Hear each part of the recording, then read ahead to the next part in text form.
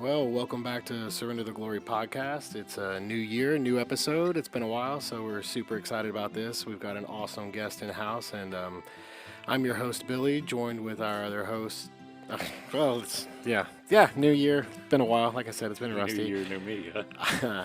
I'm here with your host, Billy, and I am Travis, as you should know, and we're joined today with an awesome guest in Mario Vega.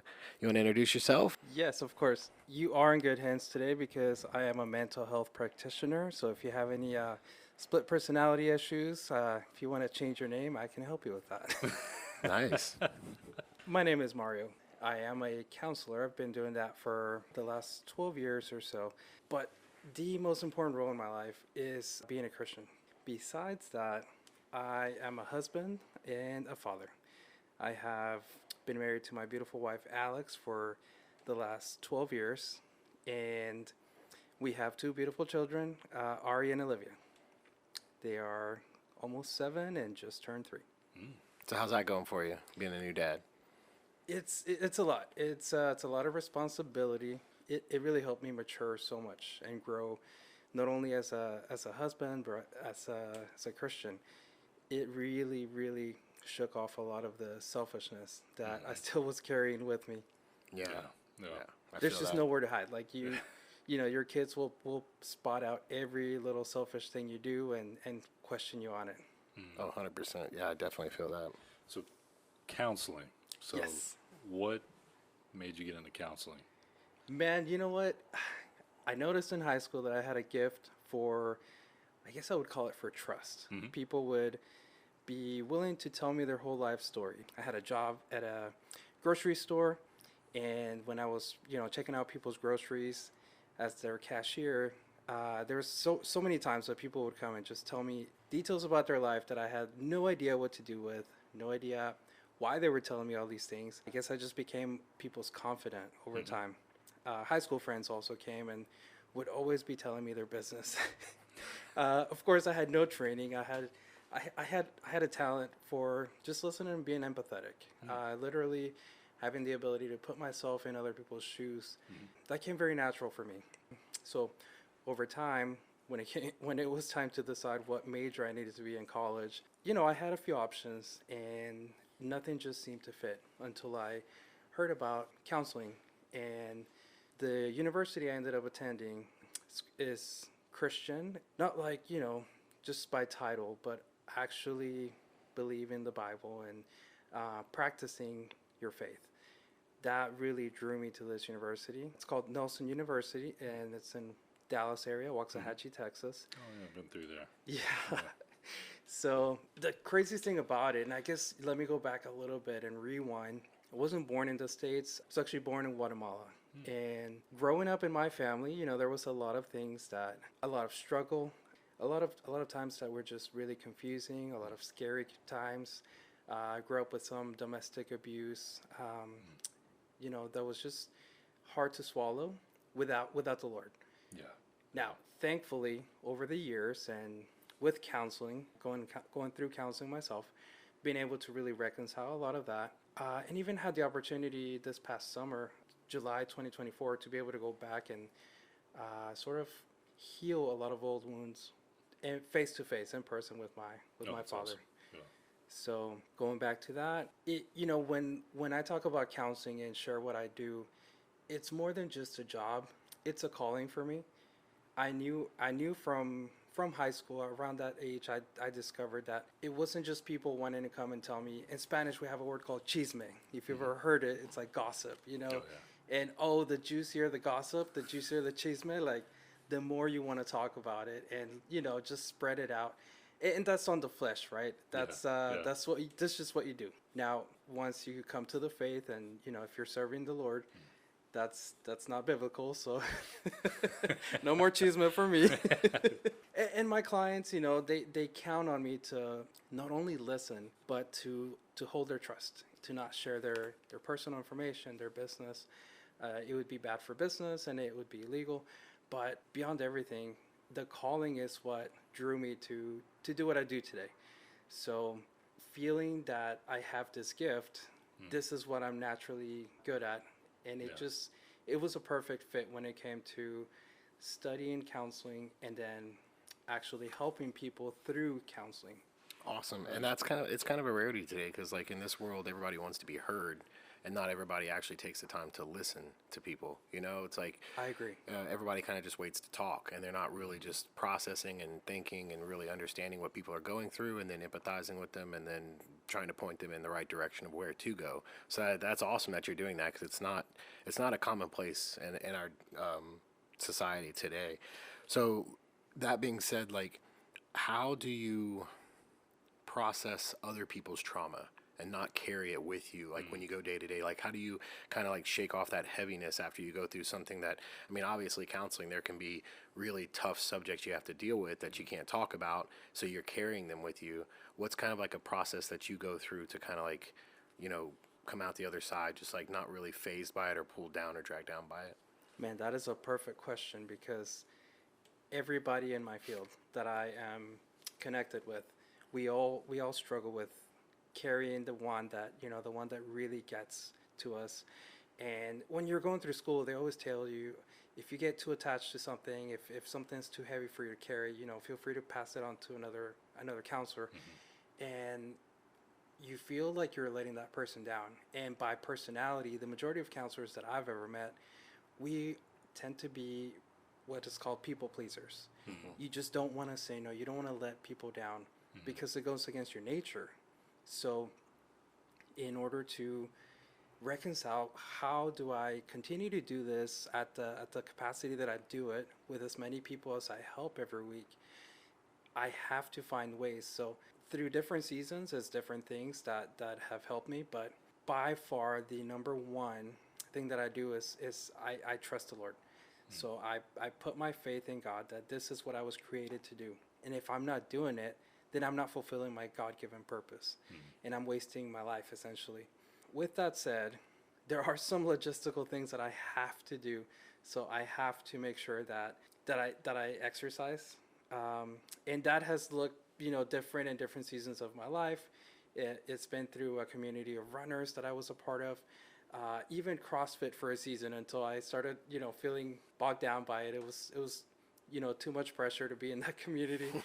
And I think you know a little bit about that, right, Trey? Are you feeling pressure right now? Look around. We are in a gym, so that's funny. But that's probably one of the main things.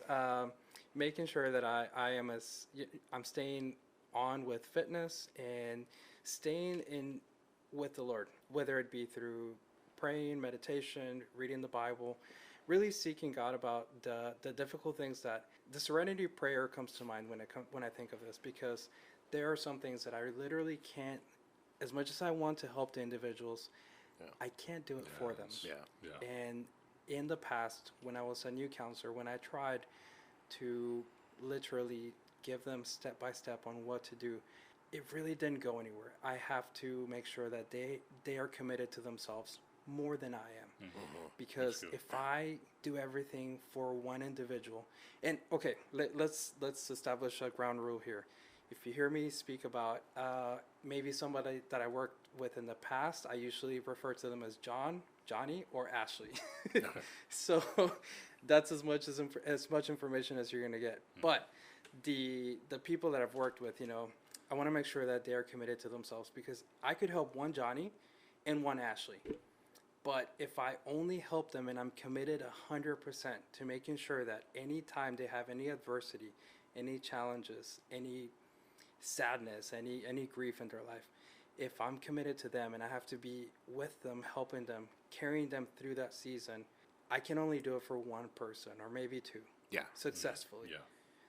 Rather, when I teach them how to do it, to be committed and to be accountable to themselves, for them to take agency and be responsible for their own life, suddenly I multiply my efforts, and I go from helping 1 or 2 people a week to maybe 20, 25, 30 people a week. And in my current role, it's bigger than just helping. I'm working in a school right now, so I work with students K through 8th grade. And it's not just the impact that I'm making in those students' lives, but also in their families, their classmates, their friends, their teachers, and also their parents.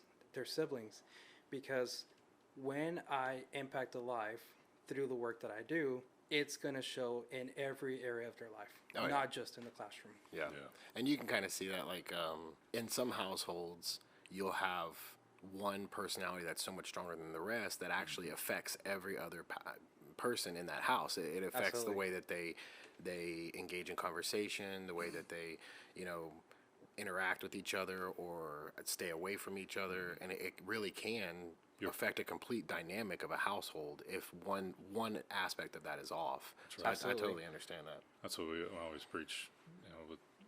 Not always preach, but we always talk about. You're a product of your own environment, right? You pick up all Yes. these things that you're surrounding your environment, your parents, your siblings, whatever that may be. So a little piece to that. That's, And unfortunately, you have that in the study of psychology, you have nature versus nurture. yeah, yeah. So some things we pick up from our environment, as you mentioned, and other things, they're innate, they're inside of us. Yeah. And Yeah. it's not necessarily like my mom had this issue and now I have this issue.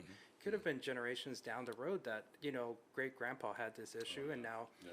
I suddenly have this issue. So sometimes the parents or the individuals themselves. I've worked with adults as well over in the stint of my career, and sometimes they come a little bit too late. Where there have been habits that have been created over time Yeah.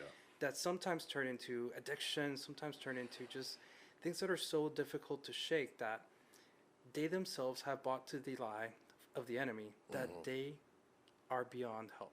Yeah. Yeah. That there's no Yeah. hope for them. Yeah. It's interesting you say nature versus nurture too. Like we were talking about before we even got on here, we were talking about like we all have children, and I know my 3 girls are all different. We raised them the same. We raised them the exact, but they're all different, right? And like we were talking about, we're doing some spring cleaning right now, and we have one child that just everything is special, and so we cannot get rid of anything, and the other kids are just like, hey, get rid of it. It doesn't matter, And I mean, we've raised them the same. And it's just like it's just interesting to see the little quirks and stuff that are different that you really can't predict, and then the behaviors you try to raise them with to, same with like our eating habits. Oh my goodness, like all 3 of them are so different, and we eat the same thing, when we cook. I'm just like, oh my gosh. So yeah, I think it's a little bit of both. I think it's nature and nurture. Like you're gonna get a little bit of both, but like really trying to take into account what people's past traumas are, I think is That's a big word right now. yeah, Yeah. and I So think that's the huge. hardest thing too, because like we were saying, people don't like to talk about their trauma. They like to talk about highlights. They uncomfortable. it's very uncomfortable because you got to relive it, right? Yes. And so yeah, so if you really can, focus on that and get with your clients and spend a lot of time with them, and you're gonna make a lasting impact in their lives forever. It's awesome. Yeah, I respect that. I was reflecting on one aspect of that. I do know, I believe, right? It's not just faith, believing that it's going to happen, and sometimes I get to see the fruit of it. But so much of my work can go hand in hand with the gospel. That a lot of times you're just planting seeds, and it may take years for the fruits to come, and I may not ever see them. But I think that goes back to the calling, much like with the gospel. We don't share our faith. We don't share the love of Christ with other people for a treasure, for something special that we're going to get here on earth now. It's not so that God will answer my prayers like a genie in a bottle. It's a calling. It's part of our responsibility for being Christians. So that's important because with the work that with the work of counseling, I don't really see the adults, who maybe left the addiction, maybe they got out of an unhealthy relationship and found a new path for themselves. Some even have found, faith through, not necessarily through working with Mario, but I definitely have been an impact, have been an influence for them. I don't always have the opportunity to pray with every client, with them in person, but when the opportunity does come, it's something special. It really feels like God enters the room it's a and God he moment, is. Yeah, absolutely. It's a God moment. That's awesome. Do y'all? I know it's tough. Like, do y'all take state funding? Yes. So when praying with, how do you kind of work that into, like? Because I know when we were we were working with Anchor Point, like we couldn't bring up anything biblical at all until they said something. And I think that's the key. Just knowing the rules and playing inside of the rules. I make it very clear that this is who I am. I am Mario. I'm a husband. I'm a Christian, and people are naturally attracted to Christ. Christ draws them in. They may have something to say to relate to the topic.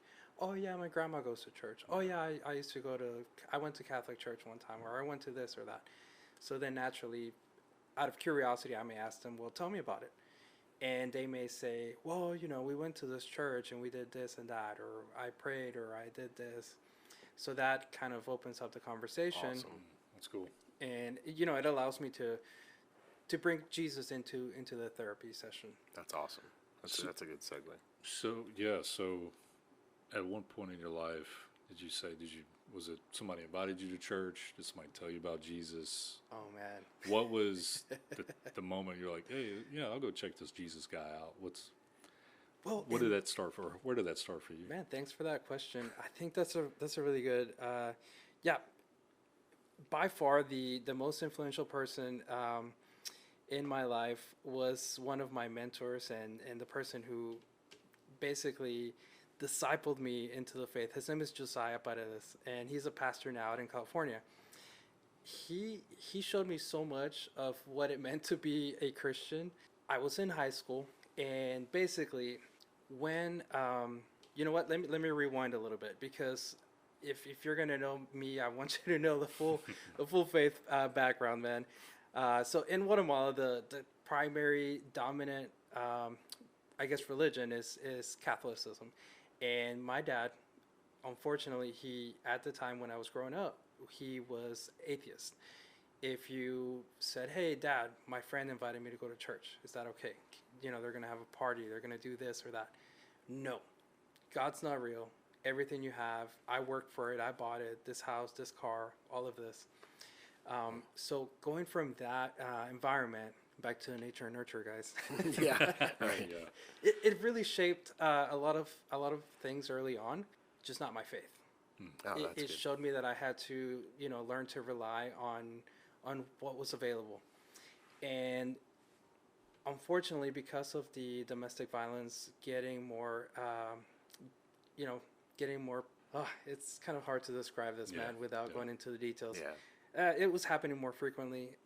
My sister and I ended up being able to go live with my mom. I was about 10, 11 years old at the time. She's 4 years older, and my mom lived in Texas. So when we came to live with her, it was like a new beginning. Yeah. And the Bible talks about new beginnings. And as you read in the Bible, he takes Abraham and he takes all these people and gives them basically a new path, a new journey, without really knowing where I would end up. I took a leap of faith and decided to come live with my mom. I did have a choice.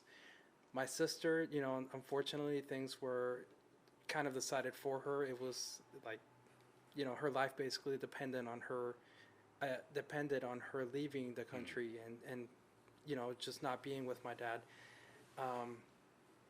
But coming here, it was almost as if God rewrote my story without me being even aware of it. Yeah. So through the first few years living here, there was so much growth, so many new things to learn, so many new opportunities, so many friends, so many new ways to get in trouble. Yeah. First and foremost, like learning English was the number one thing that needed to happen. So it took probably about 6 months for my thoughts and my dreams to transition from Spanish to English. That's what I was going to ask you. So you came over, no English, maybe a little English, or? I knew 2 words. Happy birthday. Happy birthday. And what year? What year was this? So this was not early 2000s. This was 1998. 98? Yeah, Okay. 98. So Aging us here. Yeah. yeah, when I all always this like to was give that happening, perspective. when all this was going on, coming here, it's a new life. Learning how to do everything over. Learning how to go to school here, how to speak the language, how to eat the food that they eat here. There's so many changes, so many differences. But it was around freshman year. So after a few years of living here and kind of adapting to things, my family, we moved and we lived, we had some financial challenges and difficulties. We lived in the ghetto, we lived in the hood. We finally were able to move up to, like a entry-level suburb, if you want to call it that. Going into that high school, there's so many changes even within that aspect of it. So, all of a sudden, all these new things come into play, wanting to fit in. I really was like an outlier, like an outcast. Almost in every environment I attended, I was an outcast. So I didn't quite fit in with the geeks or the nerds or the jocks, but I ended up playing football by accident, believe it or not. Yeah, I mean, I don't know how you do that, but I did it. One of my friends, Eric, he said, "Hey man, you should play football." And I was like, "Okay, yeah, sounds good." So I go and sign up for my classes, and they say, "Hey, would you like to play football?" I said, "Yeah, football." Soccer, right? I think you already caught that. yeah. I show up to practice that afternoon, and the coach starts handing me helmet and shoulder so pads. he's giving you pads, not shin guards, right? I definitely look at him like, I don't think I need this, coach. No, I don't need this. He said, "Yes, you will, Vega. You will." But,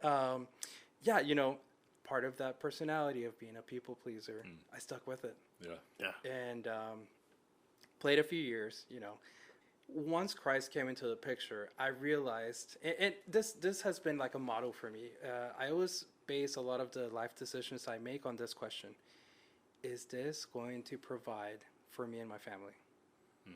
So when I started playing football, it was fun. I made friends. We got in trouble. We had fun. But it wasn't, it wasn't at the caliber that I was so good at it that I was going to be able to, Pay for college. Pay the bills, feed my family. So I let it go and focused on working and not helping provide for my family, but at least helping relieve the burden of my family by providing for myself in some ways. That's an awesome perspective, because you're coming from where you came from, Guatemala. Third world country. Your mind is, hey, how can I provide for my family? Not go and be very good at sports. Yeah. Right. Where, you may get somebody here that, from the U.S. It's just like, man, I'm here to play sports. This is what I enjoy. That's pretty interesting. Yeah. Yeah, man. With our culture, it's very, very collective. Like you try to help each other out. Family oriented. Not super individualistic. Mindset. Yeah. Absolutely. That's cool. That is really good. But within that new group of friends that I made, some new things came into my life, like peer pressure, and I did want to fit in at the end of the day. So some friends and I were goofing around, we're wrestling each other, and I ended up basically breaking a candy machine by putting my knee on it, pretending that I was like wrestling with my friends. The goofiest beginning to any bad boy story, because from that moment I got a label at school. I ended up, we didn't know what to do. In the moment when the glass broke during lunch, we all took off running. We hid, and then we just went to class when the bell rang. When this happened, it's like God ordained this moment to take place to change my life. At the end of that first class, I have the Holy Spirit just heavy on my spirit. The burden of what I did and the weight of it was just on me. When the announcement came, boom, students, we have a candy machine that was vandalized. If somebody has any information, we're willing to pay you $50, and you can remain anonymous. Now, this is 2000. $50 is a pretty good chunk of change. You could probably buy a pair of Jordans at the time. So it took about 5 minutes for somebody to rat me out. I still don't know who did it. I have my eye on you, Randall. I hope you hear You this. could at least split the money with you. Jeez. Totally kidding. I love my friends. Yeah, I got ratted out pretty quickly. Principal came up and got me, knocked on the door. It's like, yep, I know what you did. I'm here for you. Let's go. fast forwarding through that story, I got arrested for for for the vandalism, basically is what they ended up calling it. And you know, in everything in life, you can take it as a loss or you can take it as a lesson. And the lesson there, if you get in trouble and you don't know what to do, don't run. It's like, oh, it was an accident. But the first prayer I ever remember where I felt God was in the back of that cop car, driving down to the police station and driving past my mom's house, thinking, how is she going to respond? What is she going to think of me? And praying and saying, God, if you help me get out of this, I'll change. From that moment, I still had consequences. You know, I still had probation. I still had a few things, which it was kind of the goofiest thing. You know, I had so many friends who did so many other things and got away with it. But I think that calling that God had over my life didn't really let me get away with stuff. Yeah. The moment I tried to step beyond the line that I knew was right and wrong, that's when the consequences would be heavy, because God had something different for my life. So since that pattern emerged, I just naturally started leaning towards, okay, well, you know, I'm going to get in trouble, so it's just really worth it. And it was a random Sunday after I got in trouble, got arrested, and now I have to like make the decision, quit the football team so I can pay my parents back for this vandalism, you know, from this bad boy that I created.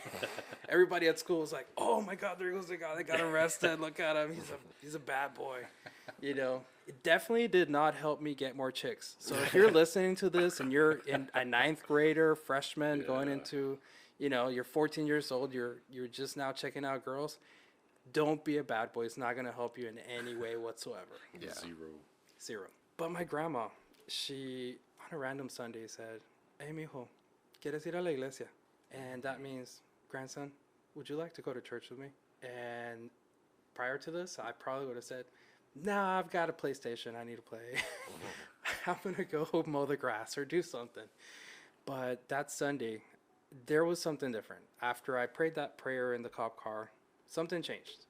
And I said yes. So, you know, I didn't bother asking, do I need to wear a tie? Do I need to, you know, I probably could have gone in my PJs and it would have been just fine, because it was already ordained for, you know, for my heart. My heart was already being drawn by Christ. Yeah. And so went to grandma's church, and that's where I met my friend Josiah.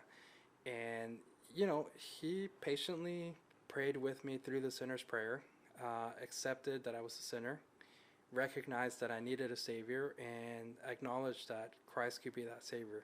So when that happened, it was as if the weights that I had been carrying, and I'm going to go back to touch on counseling here, the identity that I had believed and the limitations that I believed I had. In that moment, God removed everything and changed everything. That's cool. Now, I didn't fully know, and I, you know, even now as an adult, I'm still realizing new things that God had for me, and always has had for me since I accepted Him as my Savior. But that's when it really happened. And I can tell you life has been very interesting, very fun, and very different from that moment. How old were you about that time? 14, yeah. 14 I was a freshman old. In high school, so I was 14. Freshman. Yes, sir. Yeah. If only we got caught for half the stuff we did, you know. Absolutely. I mean, it's really funny and interesting now. I tell my wife, and she gets a kick out of this. She rolls her eyes every time I tell her, well, you know, I was really headed down for a life of crime. Probably would have been, you know, started my own gang and been a gangbanger and just done my own thing, you know, successful gang banging career. After that, my first arrest, but God had different plans. So in the work that I do, I mentioned that, you know, my identity was transformed in that moment. Christ came into my life in a very real way. There was still a process that I went through, which is sanctification, you know, going from being a sinner that's all you know, you sin, you maybe feel bad about it, maybe you don't. Really started to make some changes, intentional changes. So taking different approaches, investing my time a little bit different. Again, sports, that was one of the primary reasons to let them go, to focus more on being able to serve my family and serve others at my church, learning how to follow Christ in a more real way that was going to have an eternal impact versus just let's try to look cool and fit in for the next 4 years in high school. Yeah. So that's what shaped that decision after I accepted Christ as my Savior. I think that's awesome being at that age and being able to, you were searching for change. You wanted to change. And, the age, I mean, I can even say for myself as growing up that I was shaped by everybody around me. That peer pressure was real. And then, you want to be the cool guy. So you're doing things that, just to please others, just how you like a people pleaser. 100%. I was part of that. I was part of the game. Yeah, it's an easy trap to fall into. It really is. And it's a hard one to get out of. It's a deep hole, like especially when you start getting a taste of it, and you're like, oh yeah, I am on top now, and these people, and then you don't want to. It's kind of like going back to what your dad said. Like you said, he was a staunch atheist. He's like, I paid for this house. I got this car. I'm getting you clothes. I'm doing this, and it's just this. It really is just a mindset of selfishness. And then when you realize that what Christ did for us, his selflessness and what he did for us and chose to do for us, and you realize he had a choice. He didn't have to do that, but he willingly did it. And then you put your life up against his, and you're like, man, like, could I do that for someone? If I lived his life, would I be willing to do that? And I'm like, I don't think I could. It comes down to would you sacrifice your child for some murderer that you don't know? I'm like, absolutely not. And Totally. when you feel the gravity of that, and you have the realization that, man, like, there's a God that loves us so much that was willing to sacrifice his only son so we could have a way to be with him. Like, it makes you want to change. It's not like you can't really bring anything to him to please him. He's pleased because of his son and what his son did, and he's pleased in us for acknowledging what his son did for Absolutely. us. Yeah. I'm like agreeing with you, nodding my head because that's what I do at work. But I realize people can't see it, so Yeah. I fully agree with that, Travis. Absolutely. Or Billy, who are you today? Just kidding. That may be a whole Yeah, therapy right. session. Right. So 14 years old till now, it's a narrow path. Christianity is a narrow path. Yes, it is. Right. So how did you stay close to God throughout? Man, I'm going to be honest and tell on myself. Josiah called me out on one thing. There was a season where, I guess it was around junior year, so a few years into my faith. I'm still a baby Christian, trying to figure things out. I have no clue what I'm doing. Training was, I guess I was so eager to get going that I wasn't really listening to the people that were speaking into my life. And I'll tell you a story of how I witnessed to somebody and really, really messed it up. Thankfully, they did come to Christ, so not through me, but eventually they did accept the Lord. One of the biggest things that hindered me was I found myself no longer coming to Jesus.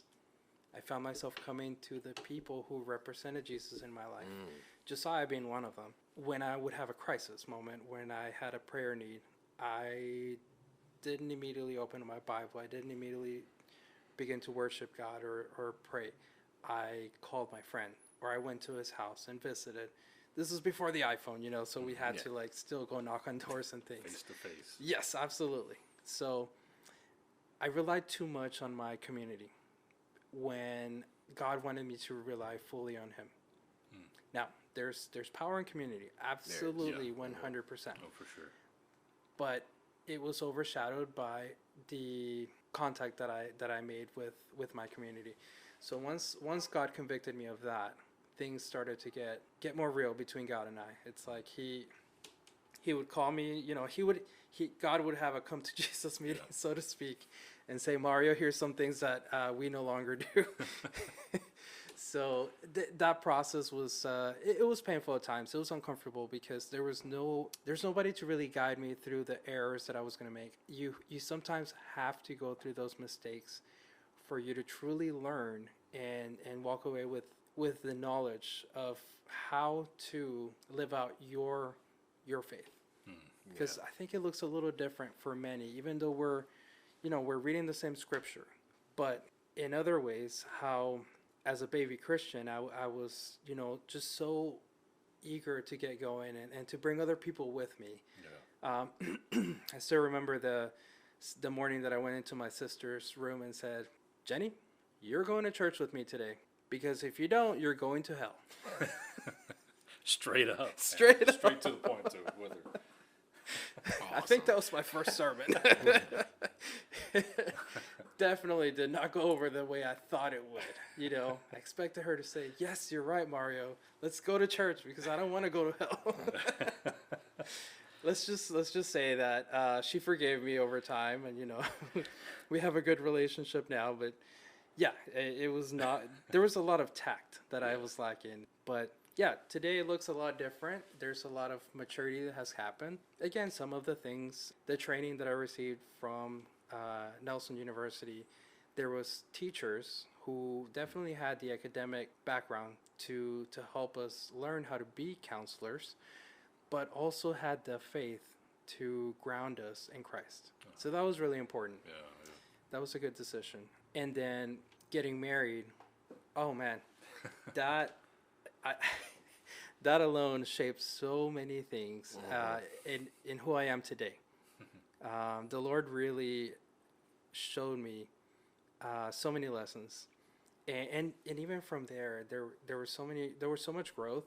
But becoming a father was another huge life-altering moment, and so the path that I followed wasn't really a path that I feel I had much of a choice. If I had done anything else, I would feel empty.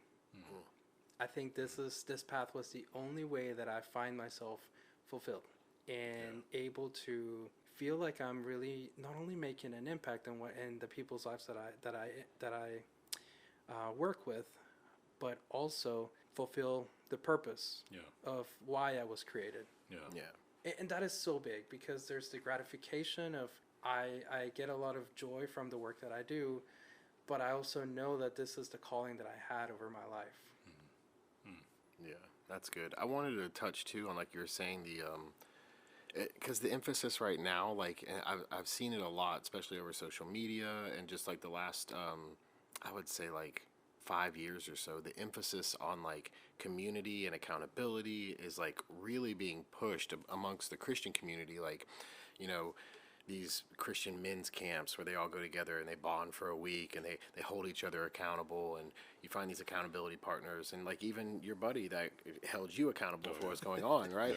Yes. I think those are all great, and I mean, I think they have great purpose. But like you were saying, I think too it does do a little bit of hindrance as to when we are struggling with something, we go to our favorite pastor on social media and watch a short clip and see, and like, oh, I feel fulfilled today. Or we call our buddy, which is good, and say, hey, can you pray for me for this? But we lack that own personal accountability to even open the Bible or turn to God first. Is there like something in your life, like a structure that you have in place to where you're like, okay, like say financials are hard right now because the holidays, or say we have this issue with a child or work or whatever. What in your life that do you have in place to like help point you straight first to, hey, I need to pray to God first, I need to get to my Bible first, and then seek community or family like accountability? Is there like something you use in your life that can like help maybe people that don't have that? I'm gonna speak to the man, to the young man and to the man. You can't be too proud. You can't serve God and be proud. Yeah. The number one thing that I will tell you is, when I was willing to be humble and admit that I was in way over my head, that's when the help that was already there, available and ready to get me out of that bind, that's when it really became clear that it was there. When I was willing to be humble enough to say, I'm in way over my head. I don't know what I'm doing.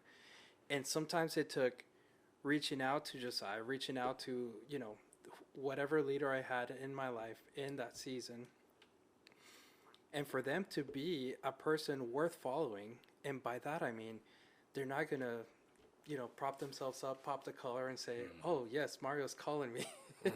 They're gonna say, "You know what? What have you done about it? Have you reached out to the Lord? Have you prayed? If it's a relationship with another person issue, have you gone to that person and talked to them about how you feel?" And that's also huge for me, because sometimes I have to remind people, well, Johnny, if Ashley offended you, have you gone to talk to her? Because I am not going to do it for you. Yeah. Yeah. Sorry, but I don't have enough time, and honestly, that's not my job. Yeah. I don't get paid for that.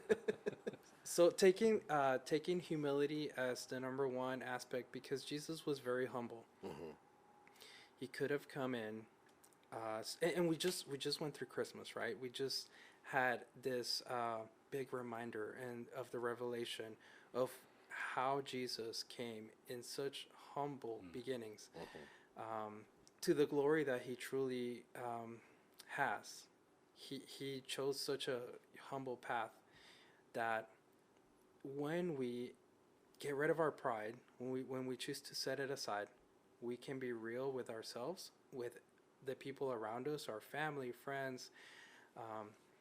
When we can be humble enough to admit that we are maybe questioning our faith, maybe we're struggling with something, I think that's when the transformation truly happens. That's when faith really is fully activated in our lives.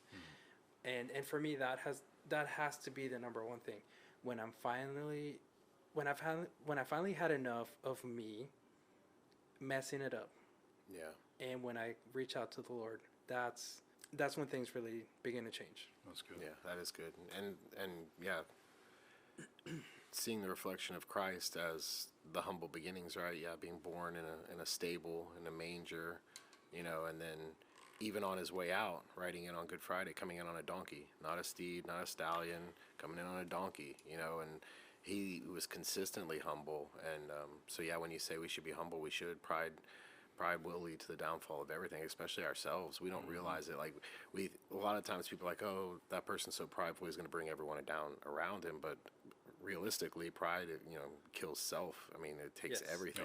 Oh, yeah. And when you can kill pride, then you can actually really thrive and be humble. I mean, you have that phrase, right? Pride comes before the Fall. Yeah. That's right. Every time. Yeah. Right now, the season that we're in, there's just so much happening in the world.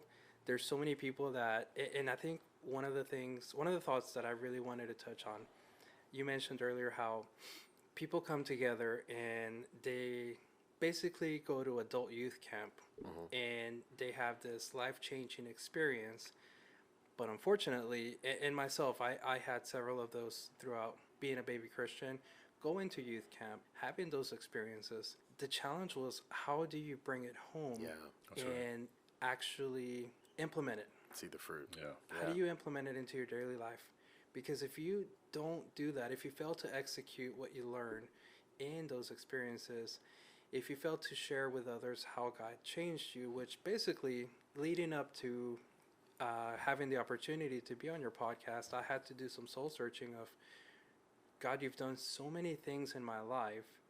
What would be some things to highlight? If you don't share your testimony, there's no power in it. There isn't. Yeah, Yeah. yeah. And that's what we tell everybody. Like, everybody's testimony is powerful. Yeah. And you just need to share it. And you need to share it often, whether it's on something recorded or if it's to the person standing behind you at Starbucks. It doesn't matter. As long as you can testify of how God has been so good in your life, and it can bring another person to even contemplate seeking out that goodness. I mean, that's where we win. That's what we're called to do. Go forth and multiply. It's not, everyone thinks, oh, go forth and have children. No, it's go forth and disciple, multiply disciples. You should always be being discipled and discipling someone else, and just always growing and knowing that that's our mission as Christians, like that's what we sign on for. Yes. Everyone thinks, oh, if you just become a Christian, it's all hunky dory and you're saved and all this. Like, no, you have a mission now, and your Right. mission is to tell your story and how your story can affect others, and they're all amazing. God uses all those stories to impact people. So I think it's awesome that you were willing to come on here and share your story, and I think your story is awesome too, man. Just to keep going out there, making impacts in people's lives, and Thank you. I love the fact that you're able to work in Christianity and the gospel and the Bible through that. Like in my work, I work for the government, so it's like it's a no. You can't talk about it unless you talk to. And when someone says something to me, I'm like, I'm all in. I'm like, you're going to be here a while. Pull up a chair because you just opened a door. But if not, then I can't. So it's been a real struggle because getting in a lot of trouble. But I love how you found a way to do that, like just by introducing yourself, and like maybe I should start doing that too. Yeah, I like how you live life. Like, man, is this fruitful? Is this fruitful? And how can I pour into somebody? You've done some great work, man. I love the story, and we want to encourage anybody, anybody with any backgrounds. You grew up in church, didn't grow up in church, we want to hear you. I think everybody has different perspectives, different nuggets that people can pick up and maybe learn from, and just be inspired. So, reach out to us. But There's a scripture. I actually wrote it down because I didn't want to forget it. But Romans 10:17. Faith comes from hearing the message, and the message is heard through the word about Christ. So it's so important not just to in my church. I attend. Can I say the name of the church? Oh, Okay. yeah. One Life Church, plug, come and visit. So at church, we have been talking about not only acting like a Christian, but also like speaking out the gospel. And there's a famous quote that, help me if I get it wrong, but preach at all times, if necessary, use words. Yes. Right? Yeah. Mm-hmm. So it's like live your life in such a way that people will just know that you are a Christian. Yeah, there's the Bible also tells us actually you have to speak the words. Like you have to tell people that you represent Jesus. You have to tell people that God loves them. That's important too. Yeah, and I think too, I think a lot of times, like you were talking about earlier, you were planting seeds and you wish you got to see the fruit of them. And I've had this conversation with so many people, friends of mine and acquaintances and stuff. And I had a conversation with someone that goes to our church just recently, and she was wanting to see the fruit, but like with youth, we're in the youth program, right? So I was with the 6th graders for 2 years now. I'm with the 7th graders, and she was telling me that she's just constantly been with the same group. So her group moves on, but she gets a fresh new group every time, right? Wow. So she's not getting to see the fruit of that. Yeah. But I'm just like, I was trying to tell her, and like I was telling my other buddy, I was like, you got to think about it like, who's the highest paid person at the time on the Astros? It's Verlander. How many games does Verlander close? None. He's an opener. He's the most valuable person on the team, the highest paid person on the team, and all he's doing is starting the game out. He's never finishing it. Yes. So it's like, he may get one perfect game, and you may too. And that's like, everybody wants to be the closer. Be like, yeah, I got that home run, I finished the game. But man, it's so important to be the first person in someone's life that can contact them. I think with us sharing with the youth, and being in these kids' lives, we may be the only adults that, like some of the kids that come to us, their parents don't even go to our church. Wow. They drop them off. Yeah. So we're the only ones talking to them as grown men about Jesus. And, that's our role. And, it's amazing. Yeah. It's so amazing. That's really great. Yeah. Every role is important. Love it. And I think over time, I want to add this. Over time, you naturally find your rhythm. You find the place where you fit, because as I shared with my with my first person that I tried to come to church with me, when I tried to evangelize to my sister by condemning her to hell. It's a Baptist church here? Yeah. When I saw that the approach completely failed and backfired, if anything, it made her not want to come to my church. God didn't rebuke me and say, "Oh, you bad Christian! Like, how dare you make me look bad in front of her?" It was more like God loved me. God loved on me and had more patience with me than I know what to do with. and showed me different ways that I could. At that point, I needed to stop talking and maybe act like a Christian before I started talking about church. But I think there is some trial and error, and then there's also some correction through accountability that takes place as you grow into and you mature as in the faith and being a Christian, being a Christ follower. You will make mistakes, but don't be afraid to make them, because that's where you have the greatest growth. Yeah. In those mistakes, I think the worst thing you can do is be afraid and let fear conquer any attempt you have to share the Word of God and to talk to people about God, even if it's just to encourage them or to pray for them.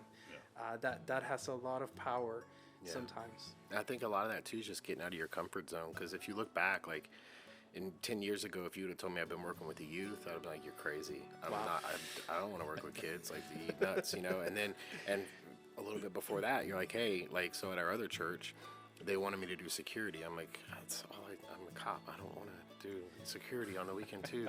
Yes. And so put me somewhere else. I'm like, okay, well, we're going to put you at the first meet and greet table. So I was like, oh, now I have to talk to people. And I don't like talking to people, like, especially I don't know. And so that really got me out of my comfort zone, and I had to find answers for questions that people were asking and getting to learn names and stuff. And looking back, like, that brought me out of my shell, which when we came to One Life, I'm like, okay, Stepping like, stone. yeah. And I'm like, maybe I do want to, try this. And, got on the security team, and I was like, maybe I do want to try youth. And then when Brooklyn asked me to come up there, I was just like, let's try this and see what it's about. And I was kind of like, there's something going on here. I want to see what it's about. And yeah, just being able to put yourself out there and just kind of, like you said, take that leap of faith and just try something new, even if it is outside of your comfort zone. Because if it didn't work out, it wouldn't have worked out. Absolutely. But it did work out, so it's like, but if I wouldn't have, just kind of got a little bit uncomfortable with it at first, you never would have known. So yeah, put yourself out there, tell your story. Absolutely. Thank you so much, guys, for this opportunity to share this space with you and tell my story, talk a little bit about my background, my testimony, and about how Christ is Christ has made life make sense for me, and just the impact that God has had on my life, and how now I get to impact others through something that I'm very passionate about, which is mental health, but also being able to do it inspired by Christ in everything I do. It's awesome. Well, we appreciate you. Yeah, thanks for hanging out with us. Awesome. So I guess new year, new episodes. It's awesome. We're going to keep trying to move on forward. Stay tuned for the next episode, and we'll catch you next time. Surrender to Glory. See you guys. Later.